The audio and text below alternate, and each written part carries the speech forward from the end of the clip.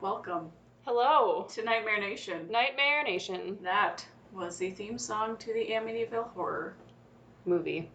It's a great Yes. one. That is what we are talking about today. Yes, I think we're going to start each episode with a little snippet of that particular movie's theme song. If there is a movie, if it's not a movie, then you'll just get to hear our lovely voices. It's gonna be great. It's gonna be great. So, cool. Amityville House, I have absolutely been like enthralled, which is probably strange, with this house and what actually happened. Mm-hmm. So I read the book probably back in like middle school. You've actually read the book? Yeah. Oh, I have never read the book. It's super awesome.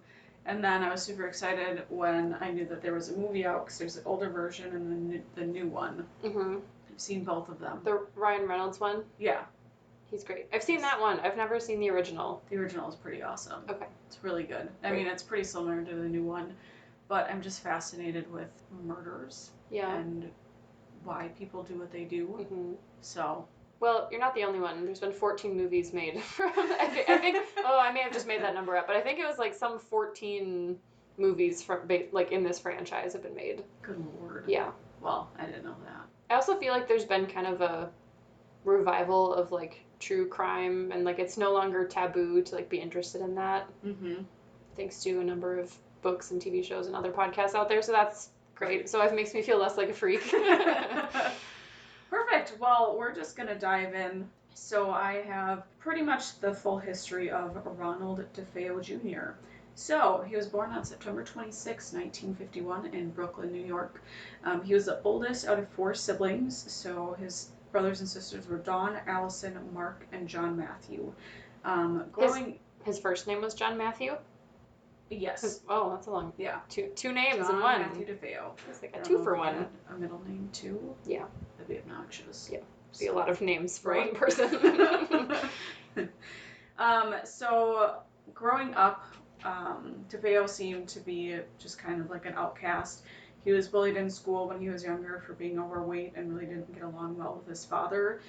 And as Ronald got older, he started becoming very violent towards others and just had really no regard for other people and their feelings.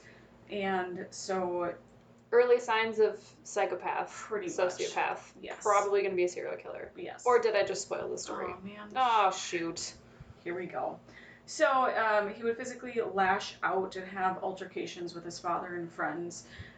He one time pointed a gun at his father's head during an argument, pulled the trigger, and luckily it malfunctioned.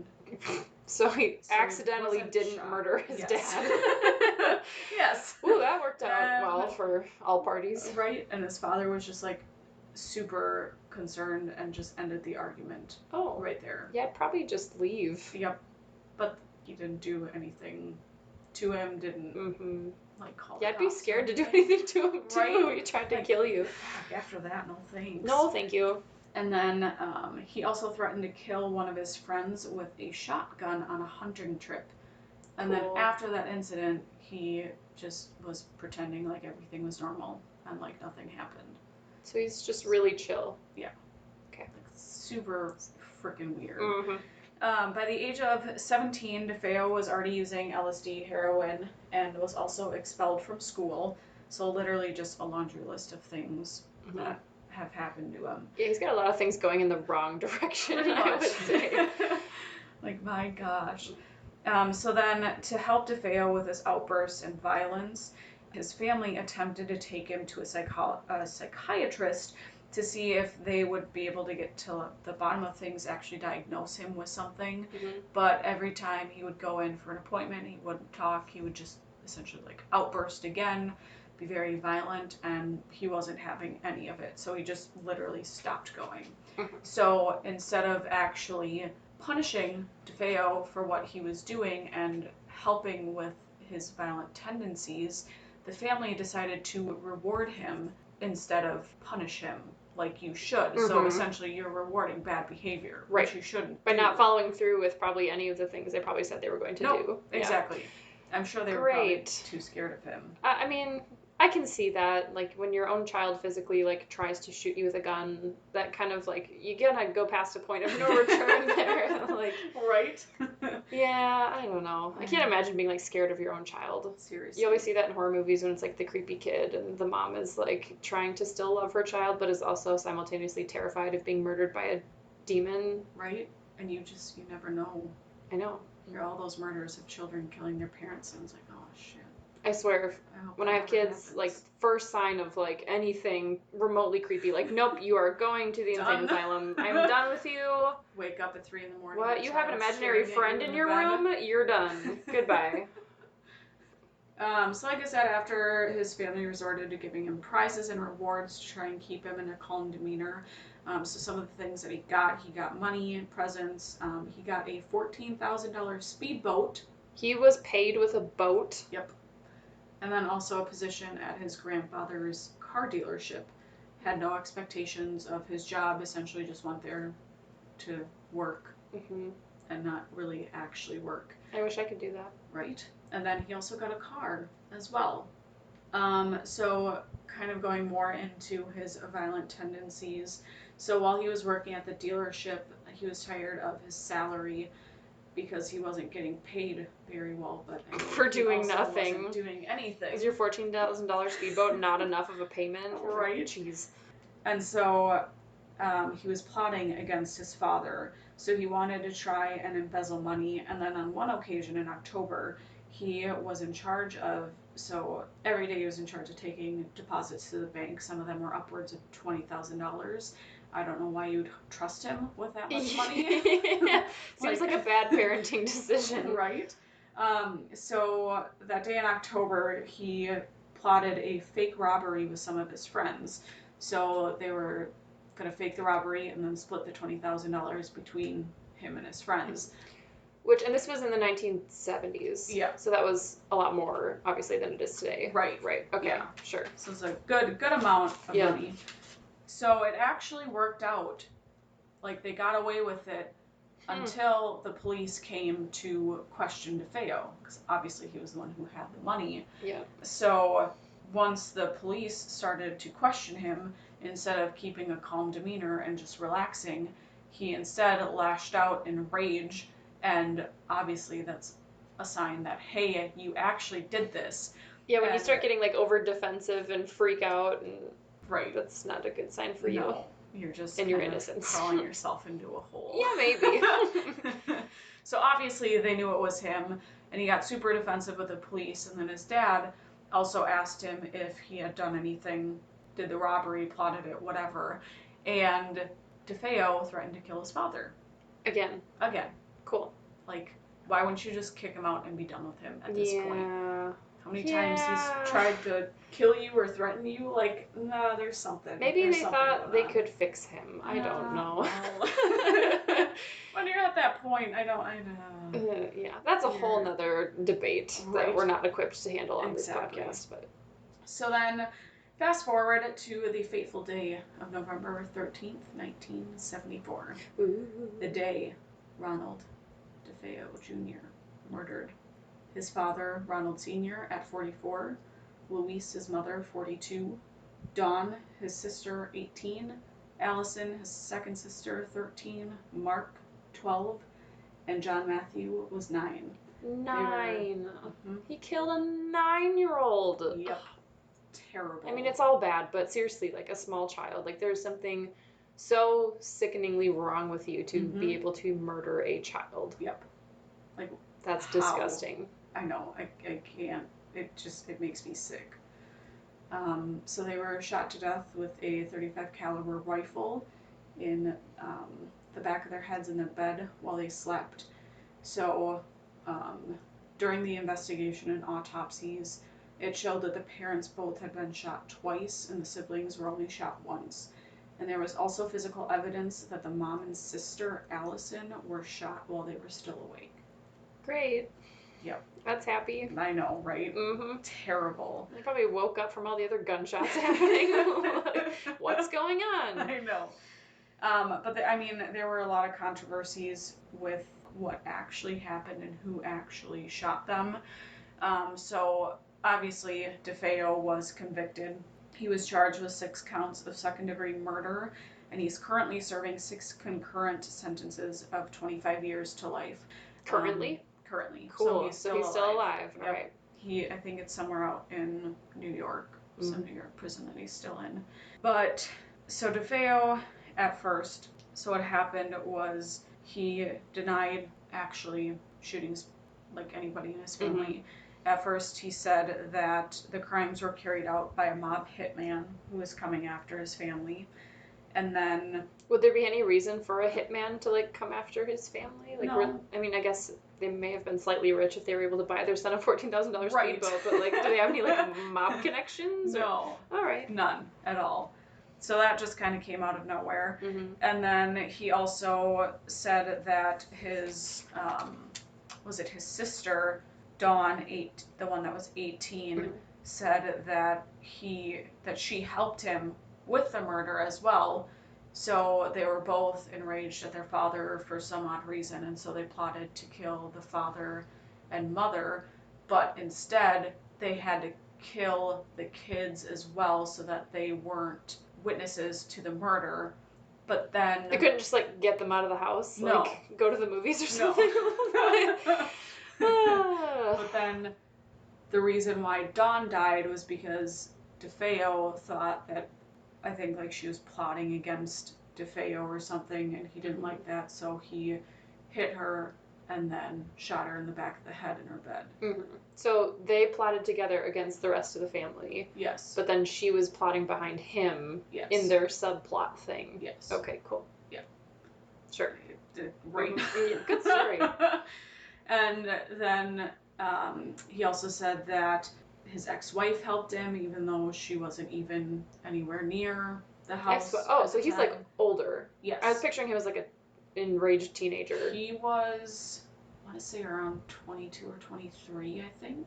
And then, so just, like, multiple different things. And then he finally actually confessed to it, and when asked, why did you do it? He said, once I started, I couldn't stop. It just went so fast. And the shootings and everything happened within 15 minutes. Okay. How can you go around and kill, was it six people in 15 minutes with a rifle? And what's weird is that when they actually found the rifle, he didn't have a suppressor on it. And the people who were still awake at the time, I think he shot them all around 3:15 in the morning. Nobody actually heard gunshots. How would that be possible? Yep. If you don't have a silencer on your gun, like, no one heard the gunshots. No. Anybody who was awake, they didn't hear the gunshots. The only thing they heard was their dog barking. So what's the theory then on what actually happened then? Because obviously it didn't happen the way he told it. They've never actually come to a conclusion as to how it actually happened. Okay. Because every time DeFeo is interviewed, his story changes about what happened. Well, that's not helpful. Right. And that's why he had 3 or 4 different ideas. And the only reason why the theory with his sister that she helped him was because they found gunpowder residue on her dress that typically shows up after, like, you shoot the gun, but they later found out that that wasn't the reasoning behind it. I think it was because they were at point blank range. That sure. So she could end up with it on her dress even though she didn't pull the trigger. Yeah. Yep. So what essentially happened then that day is what he confessed to was he shot his family 3:14 in the morning. He showered, got dressed, everything, got ready for the morning, and at 6 o'clock was working at the dealership. And on his way in, he took all of his dirty clothes and everything with him, along with the rifle, and dumped it down the street it was in a little creek river area just down the way. And then he went to work and pretended like everything was okay. And then when he was there, he was concerned and telling everybody, like, oh, it's so weird that my dad hasn't shown up. Like, what's going on? And he kept trying to call and no one's answering. Mm-hmm. And by 12 o'clock, it said that he was bored and decided that he was going to go out with some friends, leave work, and check on his family. So he goes out, he's with friends all day to try and essentially have an alibi for the day. Sure, he was at work, then he was with friends, and he wasn't there. Yeah. Despite the fact that they can probably time the deaths to, like, which apparently they did. So. Right. Also, I feel like floating your, like, incriminating evidence just, like, in a little baggie down the creek is probably not a good strategy. I mean, I'm assuming the police probably found that. They did. Okay, yeah. Yeah, they found He's everything. clearly not thinking right. Right.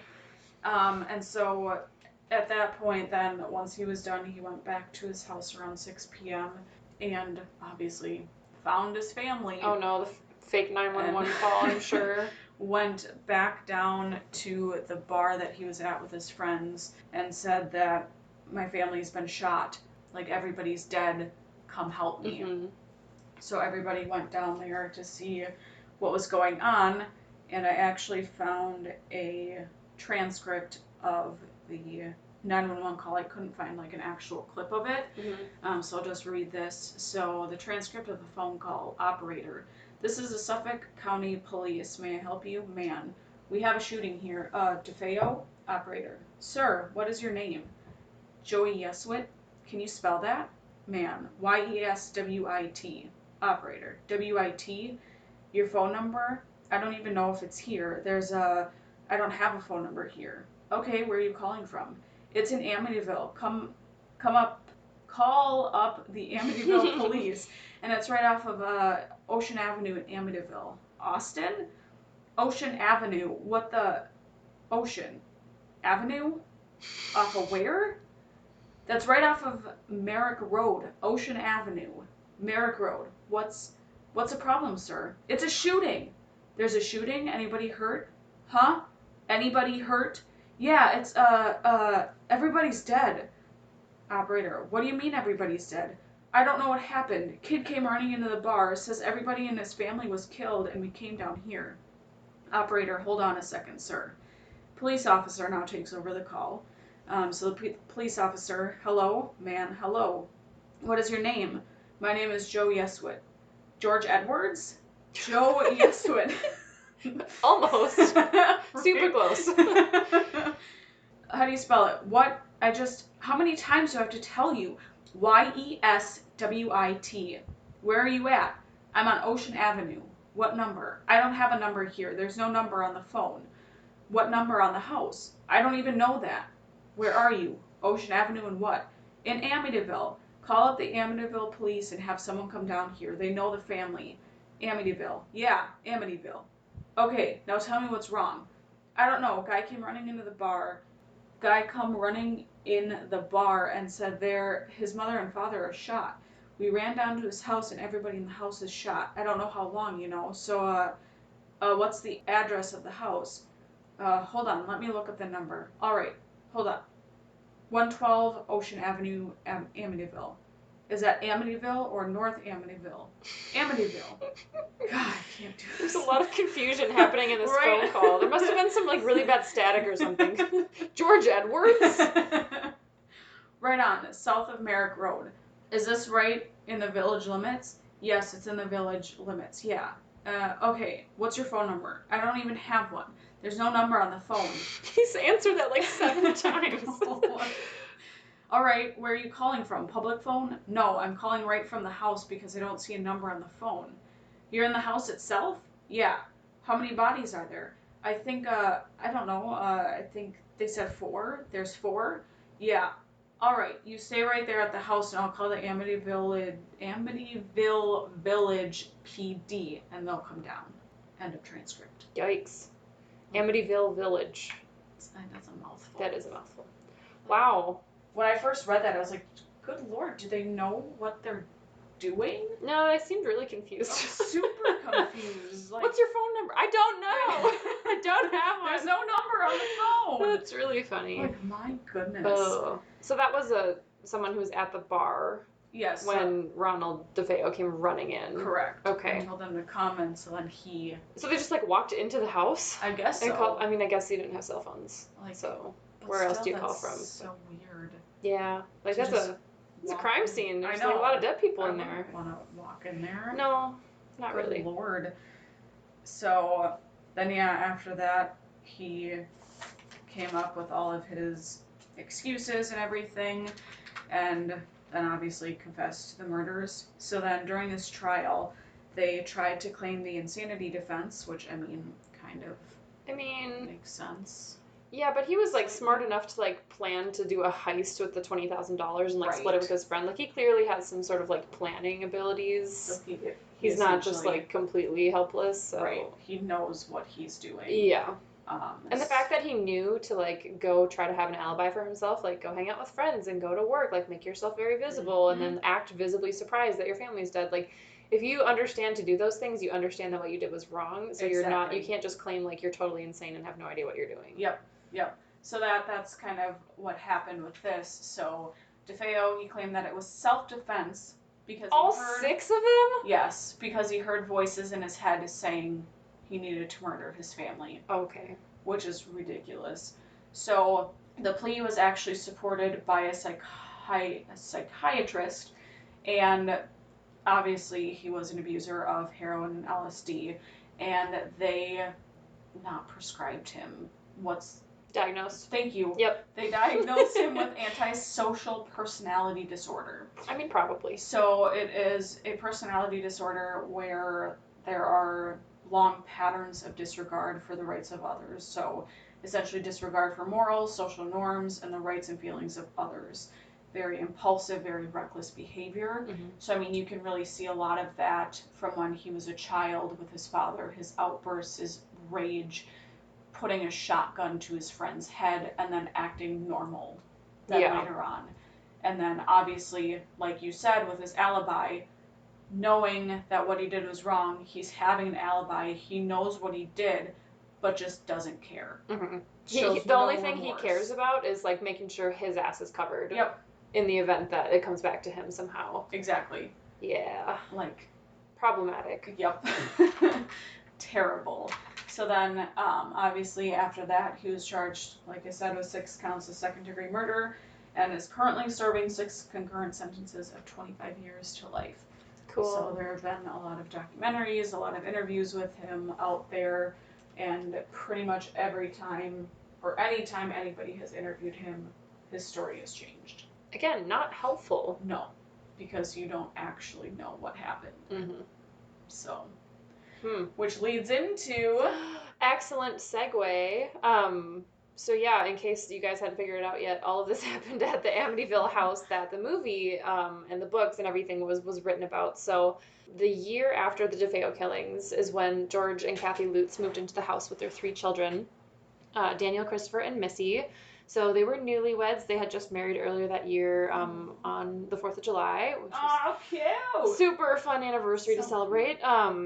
All 3 of the children were older, though. They came from Kathy's previous marriage, so they weren't actually George's kids, but they all moved in as a happy family together. Mm-hmm. They actually did know about the house's history before moving in, so I think that's one of the things they made it seem like the family had no idea, I think, in the book or the movie. Oh, maybe I'm making that up, but that was definitely, like, disclosed to them. Yeah, I think the realtor didn't. Yeah, and if it wasn't a law then, it's certainly a law now that you have to, like, disclose any, like, violent crime that may have happened in the house, so... Because I think in the movie it does show that, well, in the new one I should say, the realtor tells them about it and they, like, have a conversation. Is this really what you want to do? So maybe it's the original movie. Like, yeah, it's such a good deal, like, we can't pass it up. Yeah, I think they bought it for, like, $80,000. Yep. It's a pretty big house, so... I don't know, 1970 money, I can't do the math. But, so they definitely knew, but since they were Catholic and they were concerned about the violent nature of the crimes, they actually had the house blessed by a priest. Perfect. When they moved in, which was probably a good call, just proactively, like, in case there's any, like, demonic activity that's going to happen here, let's just, like, get this knocked out of the way right away. So the priest was featured in the movie and everything, but of course all the details of, like, what actually happened when he came to the house were totally embellished for the sake of Hollywood. But I actually found there is a YouTube clip of the priest being interviewed on a show from 1979. I think the TV show was called In Search Of.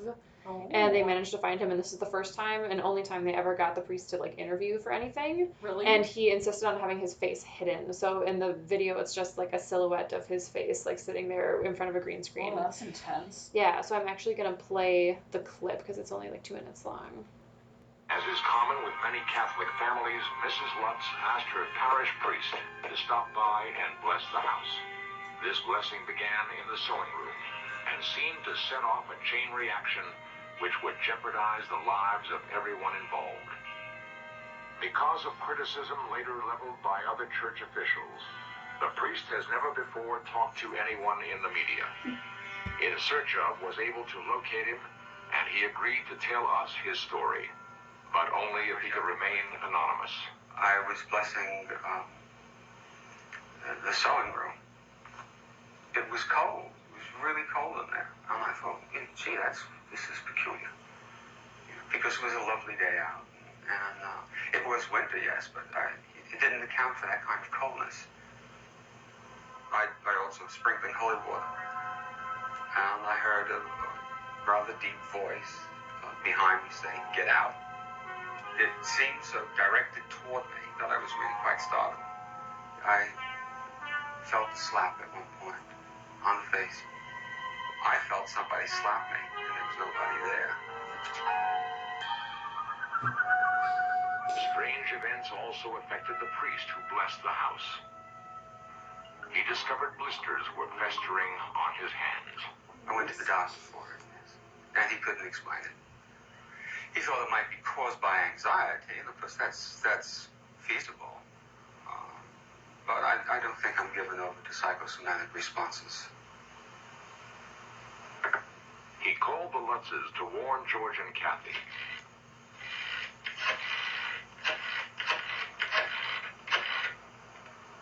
Just watch him dial a phone number. Noise interference prevented any communication. Kathy? He could never get through. Hello? All right, there's that gem. I love the like dramatization they're doing in the background of just like watching someone dial in the number like one by one. Like we don't really need to watch that. Enjoy the 70s music. Yeah, the like sound effects in the background, like That's pretty good. it's pretty good.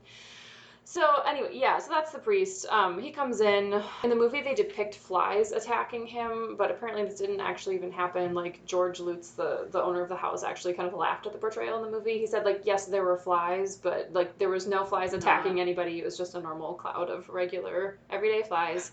But the one part that was true about that was apparently like the priest, as you heard in the interview, does actually claim that when he tried to get through to the family and warn them about everything, the phone lines were always full of static and interference. So again, we don't really know if the priest is like being truthful about it or if he's just got kind of caught up in all the hype of everything. Right.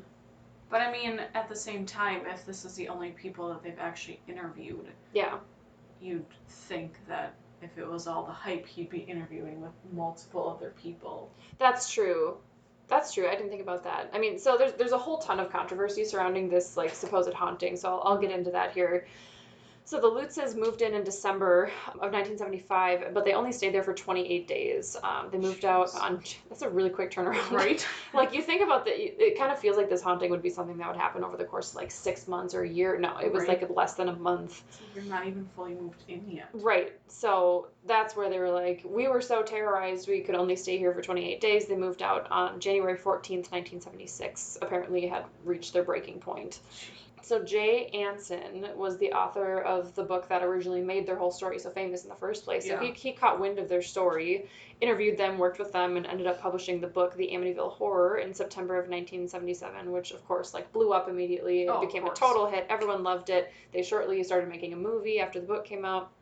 And the book supposedly told the, quote, true story of what the Lutzes encountered during their 28 days in the house, which, like, there's a whole laundry list of things that they supposedly went through in, like, a very, very short amount of time. Again, remember, all these things supposedly happened over the course of 4 weeks. So here's some examples. George would wake up at 3:15 every morning and would go out to check the boathouse, which I recall from your side of the story that 3:15 was the time that Ronald DeFeo supposedly murdered his family. Yeah. The house was plagued by violent swarms of flies. Family members would have vivid nightmares about all the DeFeo murders. The Lutz's youngest daughter, Missy, befriended an invisible pig-like creature with red eyes and named it Jody, which just doesn't seem to terrifying. fit. Yeah, and apparently Jody would like have conversations with her. Jody popped up in a couple different like hauntings that happened in the house. Kathy, one of the other pig-like figure. Yeah, no thank you. Nope. No thanks. Mm-mm. One of the other kind of like more unbelievable ones is Kathy claims she was levitated 2 feet in the air above her bed and had red welts just mysteriously appear on her skin. The living room crucifix would rotate upside down and then would give off a sour smell. Oh, that's disgusting. This one is the totally topping of the cake. It is really insane. So George claimed he witnessed Kathy, his wife, transform into a 90-year-old woman with, quote, the hair wild and a shocking white, the face a mass of wrinkles and ugly lines, and saliva dripping from the toothless mouth. End quote. Okay. Yep. That's a little excessive. I know. Like, he literally witnessed his wife, like, transfigure herself into a drooling old lady. Like, I mean, are you sure you're not actually on drugs? You did mention LSD. Maybe there's just a lot of LSD in the house and everyone just was on it all the time. It's the 70s, so... Yeah. Who knows? And then the last one that I wrote down was George discovered a small hidden room behind some shelving in the basement. The walls were painted all red, and the room wasn't actually in the blueprints of the house, so they dubbed it the Red Room, which supposedly had a profound effect on their dog Harry, who refused to go anywhere near it and was like very scared of it and would like bark and growl when he got close. So the Red Room, small room in the basement.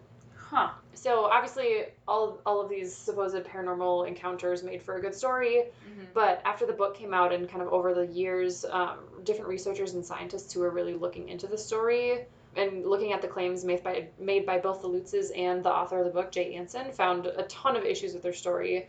And there was a researcher, I tried to look up this guy, I couldn't find anything about his background. It just said researcher Rick Morin, whoever that is. All right. He's a researcher, I guess. Okay. He put together a list of more than 100 factual errors and discrepancies between their story and the supposed truth. So there's a ton of controversy around what actually happened in the house and whether or not the Lutzes were just totally making a play at Hollywood fame with the help of this author who wrote the book. Right. So here's some examples of some discrepancies between what they claim happened and what actually happened. So claims of physical damage to locks, doors, and windows. So they claimed that all these doors and locks would like slam shut and things would fall off the hinges and shatter and break. But those claims of physical damage were rejected by Jim and Barbara Cromartie, who ended up actually buying the house in March of 1977. So after the Lutzes moved out, the Cromarties, I don't know how to say that. They were the next people that moved in, and in the entire time they were in the house, they said they never saw anything paranormal. They lived there, I think, for 10 years, and they never had a single issue. So that right off the bat was really suspicious. That's weird. And then Barbara claimed that they, all of the locks and everything and windows appeared to be original, and they hadn't looked like they'd been repaired in any way. Again, never had anything paranormal happen to them. There was an interview for the show That's Incredible where Barbara kind of talks about this, and apparently in the same feature they showed that the Red Room was actually just a small closet in the basement, and it totally would have been known to the Lutzes because it wasn't hidden in any way. There was no shelving in front of it like George claimed and like it was written in the book. The claim... they might have taken the shelving out. That's true. Since it had been so long. That's true. But they claimed like it wasn't hidden in any way. Like I think it was so like dramatically like, oh my gosh, there's this secret red room in the basement. Right. And like there's some demonic activity happening there. But the new owners basically said like, well, it wasn't hidden. So I don't know. That one's kind of up in the air, I guess. The claim, so in chapter 11 of the book, The Amityville Horror, they claim that the house was built on a site where local Shinnecock Indians had once abandoned the mentally ill and dying. And that claim was apparently rejected by local Native American leaders in the community.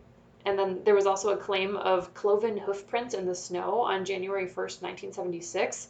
And that was rejected because someone checked the weather records and showed there hadn't been any snow in Amityville on that date. So there couldn't possibly have been like demon hoof prints in the snow. That's weird. Yeah. So just a lot of things popping up where they're like, well, this seems a little over the top. The neighbors also apparently didn't report anything unusual happening during the time that the Lutzes lived there. They never had any, like, saw the Lutzes, like, running out of the house. They never, like, saw that the police were there or anything. In the movie, the police officers were shown visiting the house, but there weren't none of the records showed that the Lutzes, like, had actually ever called the police during the time they lived there. And the neighbors were like, yeah, nothing ever seemed off or weird. They never came over asking for help. We never saw anything unusual happening. And then the best part, each member of the real Lutz family, except for Missy, who actually doesn't participate in any interviews, period, has at some point contradicted one or more of the other family members, which doesn't look good. So there's a lot of stories floating around, and none of the family members can really keep the stories straight. Good. But if it were real and you were constantly being terrorized by demons, I feel like there'd be a lot of confusion, and you maybe absolutely. would be slightly traumatized by the event and maybe not remember things exactly the way your little sister did or something. Yeah. But then also, if you got this house, you didn't know beforehand that there was murders that happened.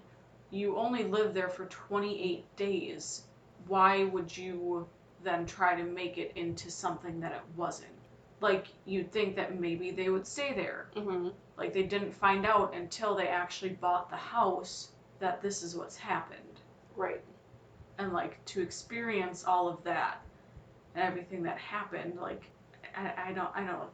Like, so here's where it gets interesting too. There's more. Okay. It's Okay. crazy. So in 1979, I think that was the year the movie came out, or shortly after. It was right around that time. So a bunch of lawsuits started flying.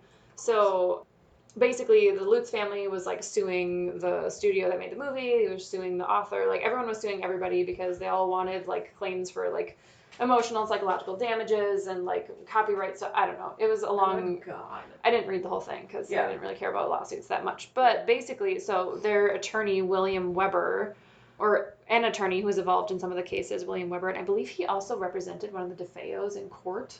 I want to say. I think he was part of both trials. Oh. I could be wrong. Someone correct me. But he basically came forward and said that he had gotten together with George and Kathy Lutz one night, and they just like came up with the story over a couple bottles of wine, as like essentially just like a claim to fame. So he said that in court and is quoted saying that. But then during the time, he was also in his own legal battle with the Lutzes.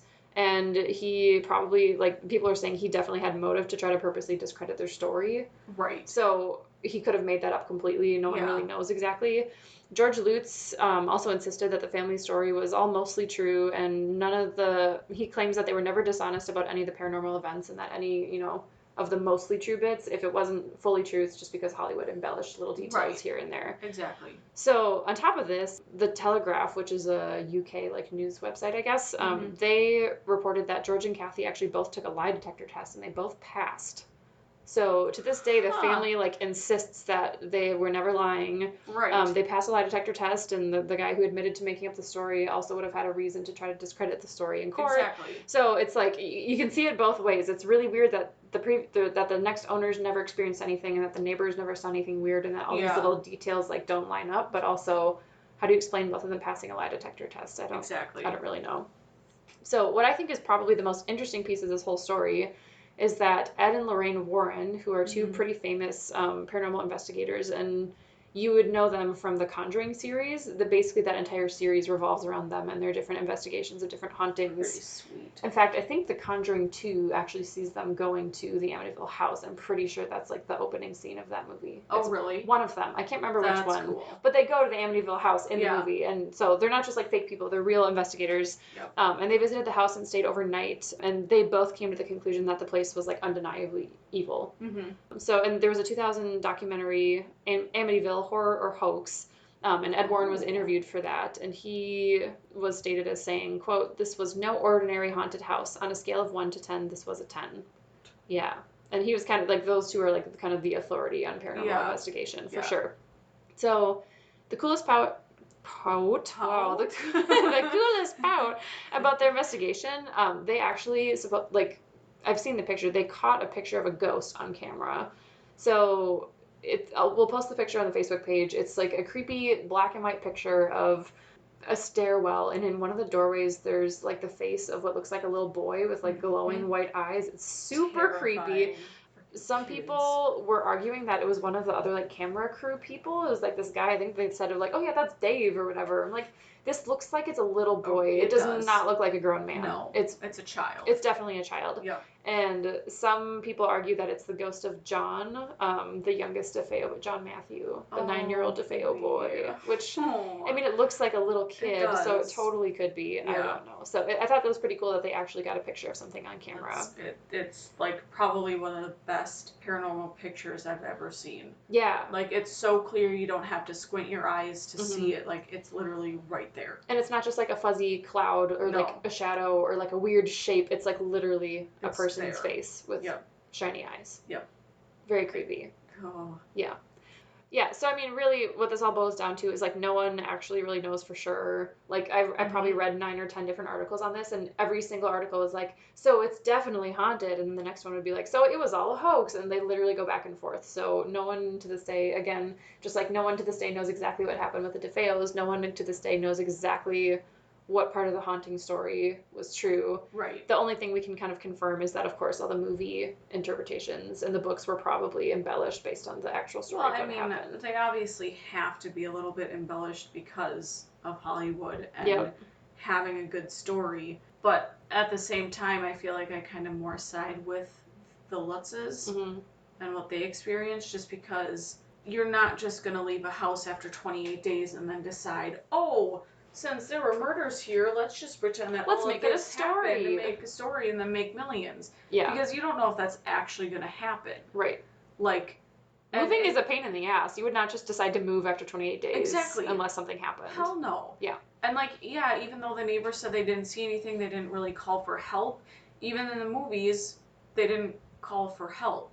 Yeah, and like, I mean, it was based on the movies and what I watched and like the book. It was just like a lot of more internal stuff that happened, and it affected the dad more than anybody else, and he was more kind of abusive, almost kind of acting a little bit more like Ronald DeFeo, yep. and acting like that and lashing out.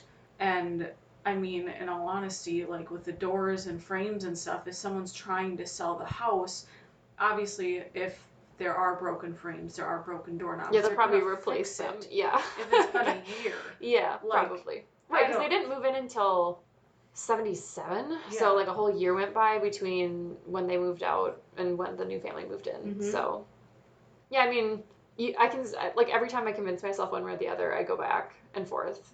Yeah. It's one of those ones where you're probably just never going to know. I have to believe that, like, the family, especially if they pass, like, the lie detector test, like, whether or not it's the way it's described in the book, like, they probably experienced something. Oh, absolutely. And I don't doubt that they probably had nightmares about the DeFeo killings. Like, that's, I mean, how would you not? You knew about 6 people getting murdered in the house before you moved in. Like, I'm sure the little kids probably had lots of nightmares about it, so. Yeah.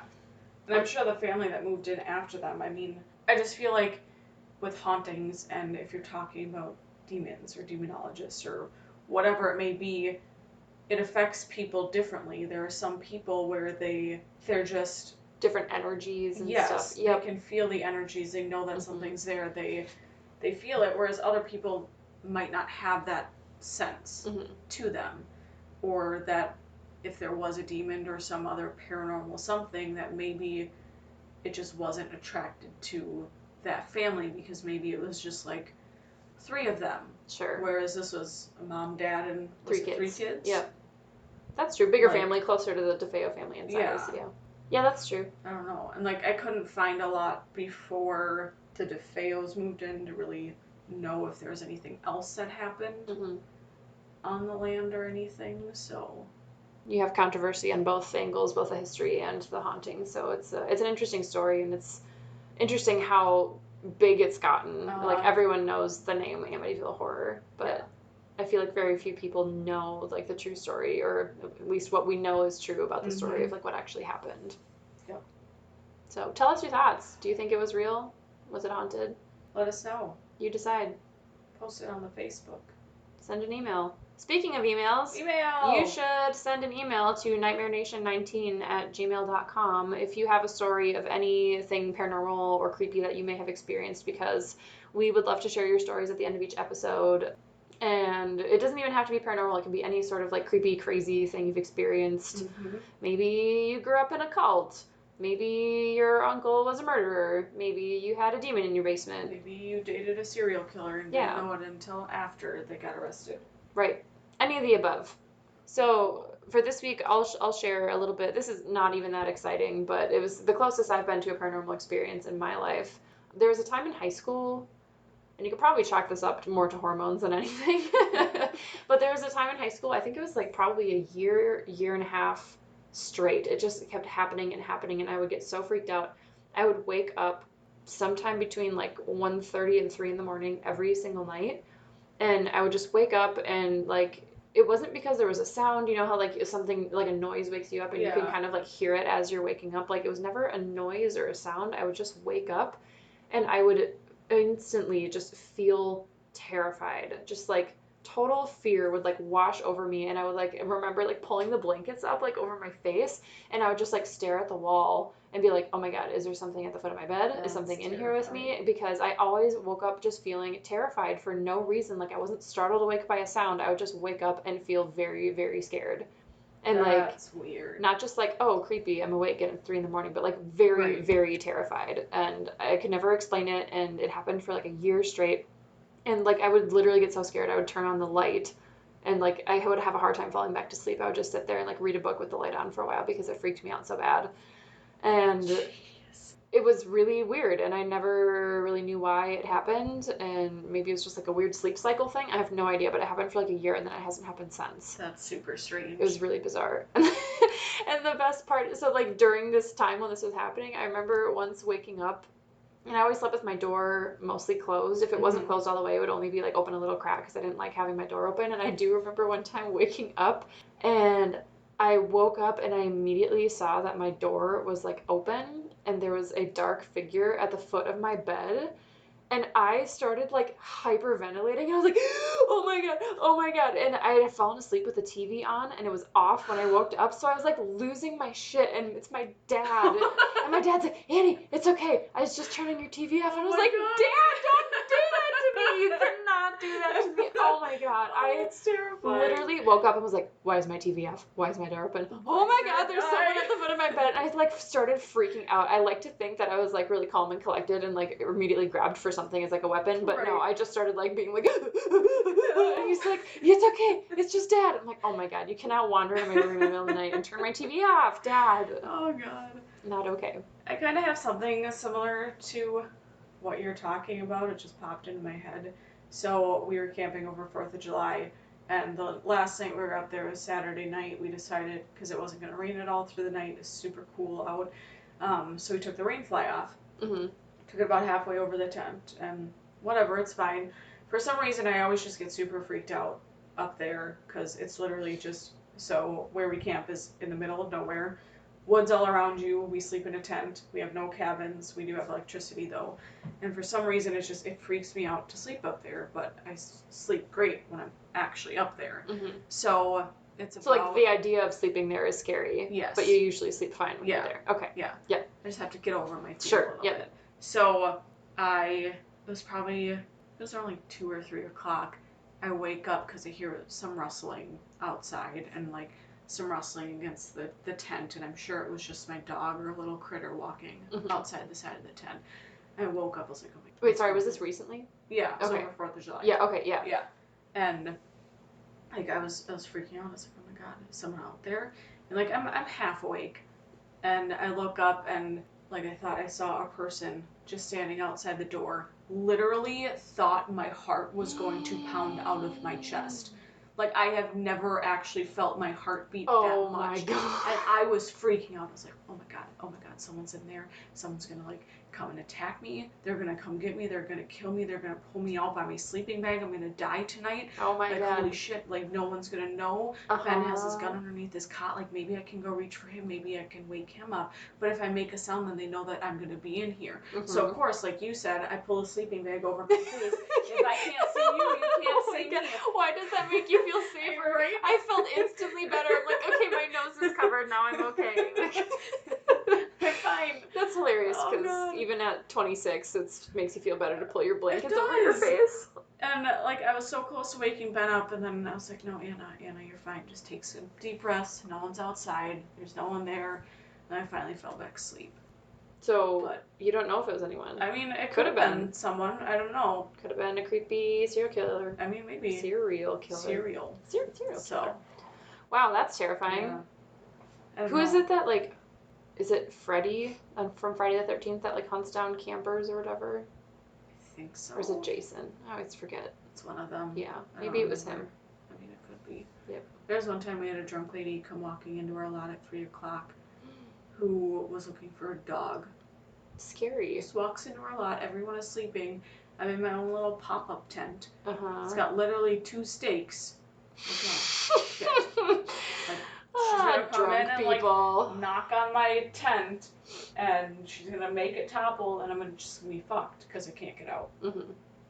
Oh, drunk lady. Did she find her dog? I don't know. Oh, She walked away then after, all right. so who Hmm. knows? That's all. We Could have been for a you. ghost. Could have been a serial killer. Who knows? Who knows? Who What's knows? lurking out there in the dark? Who Yeah. knows? So if you have any creepy camping stories, those are always fun. I love those. I love those. They make So for they really good creep me scary out even movies. more. I know they're great. It's awesome. Yeah. So if you have any creepy camping stories, anything paranormal, any stories. I know my dad has one from when he grew up, and he's gonna send it in. So, I'm so hopefully we can excited. read that in the next It's gonna be episode. It'll be great. super fun. It's a good story. He told me it a long time ago, but I forgot the details, and so I'm excited to read it again because I remember it being Woo! good. So It's gonna be awesome. yeah, send in your stories to nightmarenation19@gmail.com. NightmareNation19@gmail.com. Yep. I just realized we didn't actually introduce ourselves this episode. Hey guys, I'm Anna. Hey, I'm Annie. If you're with us this far, that's who we are. Thanks, guys. Thanks. We appreciate you listening. All right. This is great. Yep. Until next time, Don't get murdered or possessed by a demon. please and don't. Please don't shoot your whole family. Yeah, don't do that. That's Okay. terrible. Yeah, don't do that. Okay. Okay, bye. Bye, friends.